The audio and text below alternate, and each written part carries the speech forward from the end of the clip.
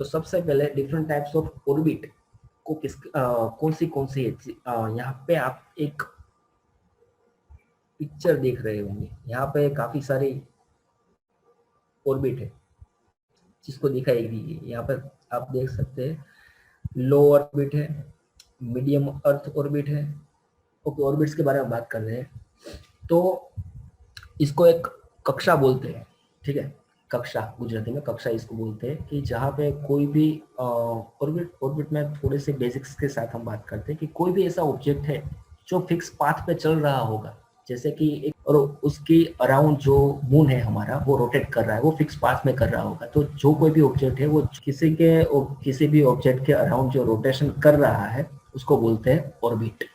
तो यहाँ पे काफी सारी ऑर्बिट आपने सुनी होगी, लो अर्थ ऑर्बिट सुनी होगी, मीडियम ऑर्बिट सुनी होगी, उसके साथ जियो स्टेशनरी ऑर्बिट उस बारे में सुना होगा, जियो सिंक्रोनस ऑर्बिट है वो भी सुना होगा। तो ये रहता है ऑर्बिट के जो कोई भी ऑब्जेक्ट है जो जिस पाथ पे चल रहा है उसको बोलते हैं ऑर्बिट। तो सबसे पहले लो अर्थ ऑर्बिट के साथ हम स्टार्ट करें। इसको एक पोलर ऑर्बिट के हिसाब पोलर ऑर्बिट के नाम से भी जाना जाता है। इसको क्या बोलते हैं? पोलर ऑर्बिट भी बोलते हैं। इसमें मोस्टली हम earth observation satellite launch here, यानी कि अर्थ ऑब्जर्वेशन जो सैटेलाइट है वो हम यहाँ पे लॉन्च करते हैं और रोटेशन टाइम रहता है और 120 मिनट्स रहता है। तो इसके बारे में पूरी से हम बात करते हैं कि जो पोलर रहेगा, यहाँ पे आप यहाँ पे देख रहे हैं, यहाँ पे जो लो अर्थ ऑर्बिट है, यहाँ पे जो भी हम सैटेलाइट है वो यहाँ पे लॉन्च किए होते हैं और अर्थ ऑब्जर्वेशन मोस्टली सैटेलाइट रहता है। तो अर्थ ऑब्जर्वेशन सैटेलाइट है, उसका यूज क्या रहता है?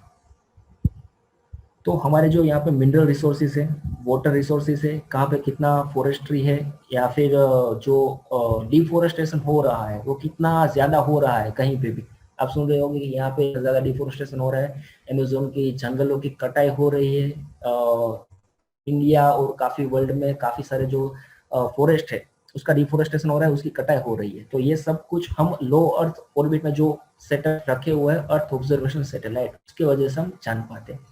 पृथ्वी के अराउंड जो घूमते हैं उसका जो रोटेशन टाइम रहेगा वो 90 टू 120 मिनट्स में एक अपना चक्कर है वो खत्म कर देते हैं। आगे बात करते हैं मीडियम अर्थ ऑर्बिट के बारे में। यहाँ पे आप देख सकते हैं मीडियम अर्थ ऑर्बिट पे एक फोटो है।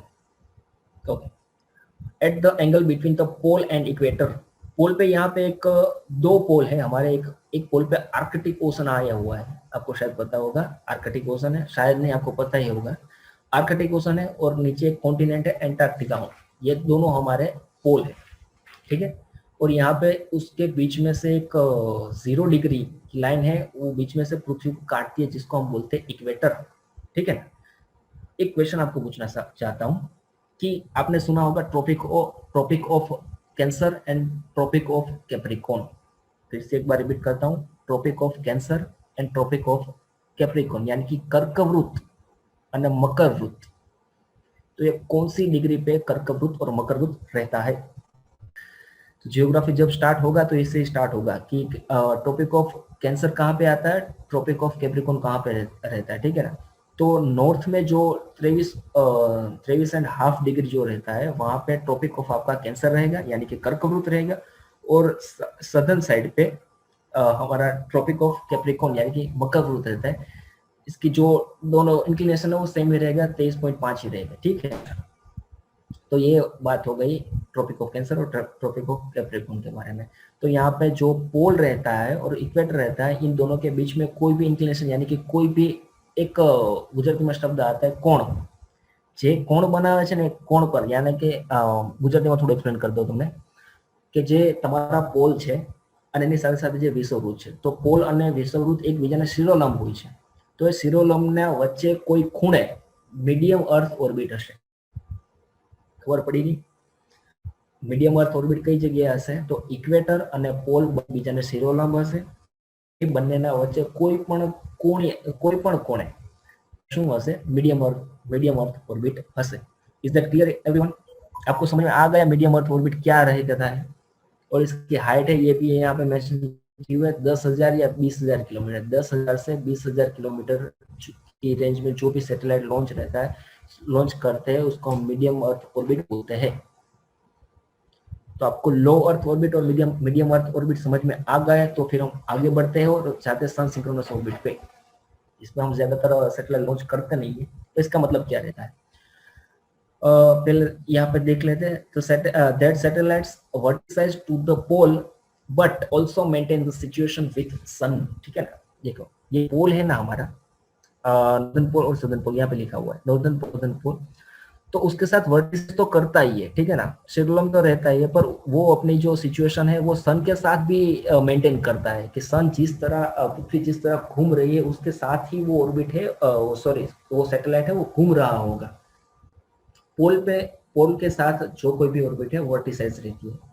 पर आपको पता ही होगा कि हमारी जो पृथ्वी है वो सन के आजू बाजू एक चक्कर लगाती है, तो उस सन के साथ भी अपनी जो सिचुएशन है वो मेंटेन करता है ये सन सिंक्रोनस ऑर्बिट। ठीक है ना, सन सिंक्रोनस ऑर्बिट मतलब कि सैटेलाइट, जो कोई भी सैटेलाइट सन सिंक्रोनस ऑर्बिट पे हम लॉन्च करते हैं वो सन के साथ अपनी सिचुएशन है वो मेंटेन करता है, और उसके साथ साथ पोल पे भी वर्टिसेस रहते हैं, यानी कि शेड्यूल रहता है, तो उसको हम बोलते हैं सन सिंक्रोनस ऑर्बिट। और इस पे ज्यादातर हम कोई भी सैटेलाइट लॉन्च करते नहीं है, ये भी याद रखिएगा। कोई भी सैटेलाइट है वो हम सन सिंक्रोनस ऑर्बिट पे लॉन्च नहीं करते।